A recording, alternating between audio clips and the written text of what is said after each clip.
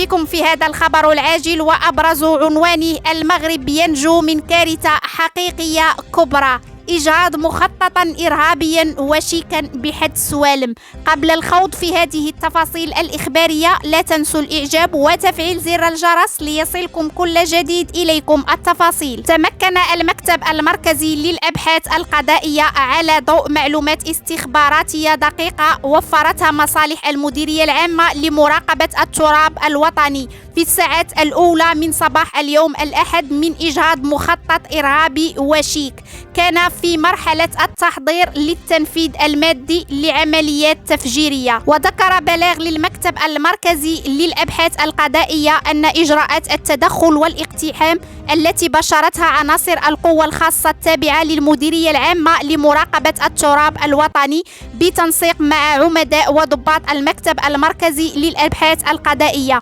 وبتعاون ميداني مع عناصر الفرقة الجوية والمركز القضائي للدرك الملكي، أسفرت عن توقيف 4 عناصر متطرفة من ضمنهم 3 أشقاء يرتبطون بتنظيم داعش الإرهابي يبلغون من العمر 26 و29 و31 و35 سنة، وكان ينشطون في منطقة حد السوالم إقليم برشيد. وأوضح المصدر ذاتي أن هذه العملية الأمنية تم تنفيذها في مكانين مختلفين عبارة عن منزلين سكنيين يوجدان بكل من تجزئة العمران وتجزئة الأمل بحي الوحدة بحد سوالم، وشارك فيها تقنيو الكشف عن المتفجرات وعناصر الفرقة السينوتقنية التي تضم الكلاب المدربة للشرطة المتخصصة في رصد المتفجرات والعبوات الناسفة، بالإضافة إلى مروحية للدرك الملكي قامت بتمشيط أماكن التدخل من الأعلى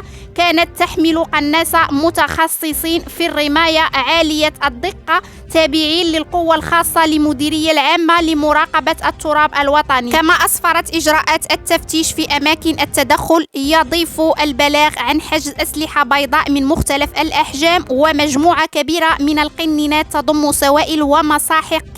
كيميائية وأكياس تضم كمية كبيرة من أسمدة كيميائية ومادة الكبريت ومسحوق الفحم وأملاح ومواد مشبوهة، بالإضافة إلى أسلاك كهربائية ومعدات للتلحيم وأشرطة لاصقة يشتبه في تسخيرها لتحضير وصناعة المتفجرات، وتم وضعها رهن إشارة خبراء الشرطة العلمية والتقنية من أجل إخضاعها للخبرات التقنية اللازمة. وحسب الوثيقة ذاتها فقد انطلقت الأبحاث الاستخباراتية في هذه القضية منذ مدة بعدما رصدت مصالح المديرية العامة لمراقبة التراب الوطني شريطا يعلن فيه الأشخاص الموقوفون البيع والولاء لتنظيم داعش الإرهابي مع التعهد بارتكاب أعمال إرهابية وشيكة. أوضحت إجراءات البحث والتعقب أن المشتبه فيهم قاموا في يوم واحد بارتياد 4 محلات لبيع العقاقير بمنطقة حد السوالم اقتنوا منها مواد كيميائية أولية تدخل في صناعة المتفجرات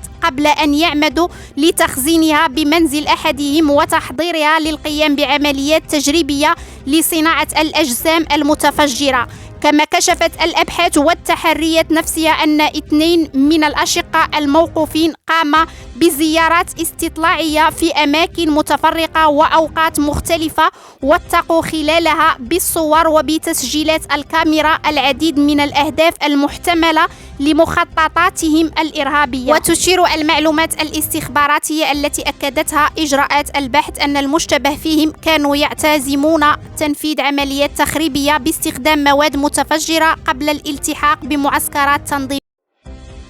أشار البلاغ إلى أنه تم الاحتفاظ بالمشتبه فيهم 4 الموقوفين تحت تدبير الحراسة النظرية على خلفية البحث القضائي الذي يباشره المكتب المركزي للأبحاث القضائية تحت إشراف النيابة العامة المكلفة بقضايا الإرهاب، وذلك لكشف جميع الارتباطات المحتملة لهذه الخلية بالتنظيمات الإرهابية الإقليمية والعالمية، وكذا تشخيص وتوقيف كل العناصر المرتبطة بها. شكرا على حسن المتابعة، دمتم في أمان الله.